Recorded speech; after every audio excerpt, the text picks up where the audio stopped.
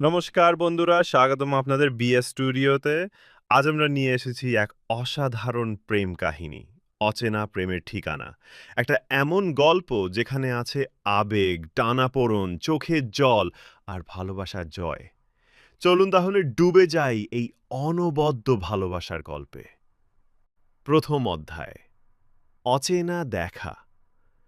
শহরের ব্যস্ত রাস্তায় দাঁড়িয়ে আছে আয়ুষ। বয়স ২৪। কলেজ শেষ করেছে সদ্য। একটা চাকরির চেষ্টা করছে। হঠাৎই ভিড়ের মধ্যে চোখে পড়ে একটি মেয়ের দিকে। নাম তার ঈশিতা।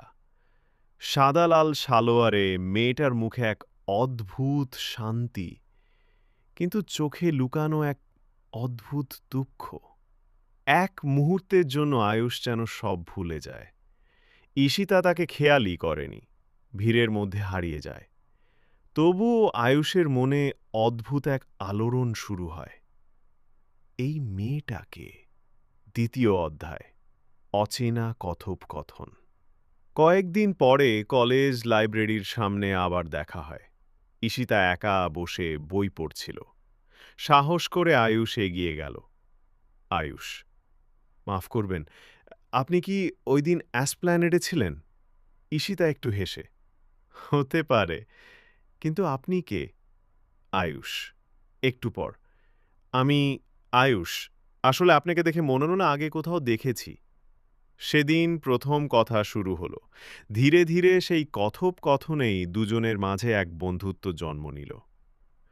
আচ্ছা বন্ধুরা, গল্পটা যদি আপনাদের ভালো লেগে থাকে তাহলে অবশ্যই লাইক, শেয়ার আর সাবস্ক্রাইব করে আমাদের বিএস স্টুডিওর সাথে থাকবেন। চলুন তাহলে ডুবে যাই বাকি বাকি অধ্যায়। তৃতীয় অধ্যায়, বন্ধুত্ব থেকে ভালোবাসা। দিনগুলো কেটে যাচ্ছিল। লাইব্রেরি, কফি হাউস, পার্ক, সব জায়গায় দুজনের একসাথে যাওয়া শুরু হলো। আয়ুষ বুঝতে পারল ঈশিতার মুখে হাসি থাকলেও ভেতরে গভীর। তখন আয়ুষ জিজ্ঞেস করল, তুমি সবসময় এত চুপচাপ কেন? কিছু কি লুকাচ্ছ? ঈশিতা চোখ নামিয়ে বলল, কিছু কথা আছে যা বলা যায় না আয়ুষ, তুমি বুঝবে না। চতুর্থ অধ্যায়, সত্যের উন্মোচন। এক বিকেলে বৃষ্টির দিনে ঈশিতা হঠাৎ কেঁদে ফেলল। সে জানালো তার পরিবার চায় না সে অন্য কোথাও নিজের মতো সম্পর্ক তৈরি করুক, কারণ অনেক ছোটবেলায় তার বিয়ে ঠিক করা হয়েছে এক ধনী ব্যবসায়ীর ছেলের সাথে। আয়ুষের বুক কেঁপে উঠল। সে বলল, কিন্তু তুমি কি সেটা চাও? ঈশিতা নীরবে মাথা নাড়ল। না, আমি তোমাকে চাই। পঞ্চম অধ্যায়, ভালোবাসার সংগ্রাম। তারপর শুরু হলো লড়াই। ঈশিতার পরিবার তাকে আটকাতে চাইল, ফোন কেটে দিল, বেরোতে দিল না। আয়ুষ তবু হার মানল না। প্রতিদিন কলেজের গেটে দাঁড়িয়ে থাকত শুধু ঈশিতার এক ঝলক দেখার আশায়।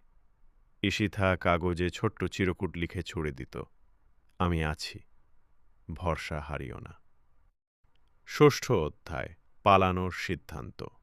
শেষমেশ দিন এলো। ঈশিতার বিয়ে ঠিক হলো এক সপ্তাহ পরে। ওই দিন রাতে ঈশিতা আয়ুষকে ফোন করে কাঁদতে কাঁদতে বলল, আমায় নিয়ে চলে যাও দয়া করে। আয়ুষ সব ঝুঁকি নিয়েও রাজি হল।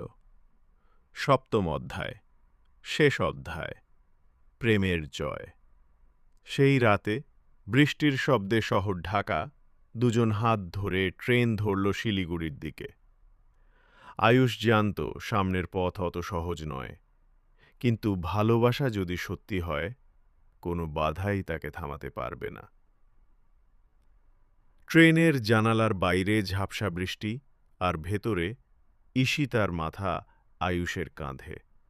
দুজনের চোখে একটাই স্বপ্ন, ভালোবাসার ঠিকানা আমরা নিজেরাই বানাব। শেষের বার্তা, ভালোবাসা মানে শুধু মিষ্টি মুহূর্ত নয়, সাহসও থাকতে হয়।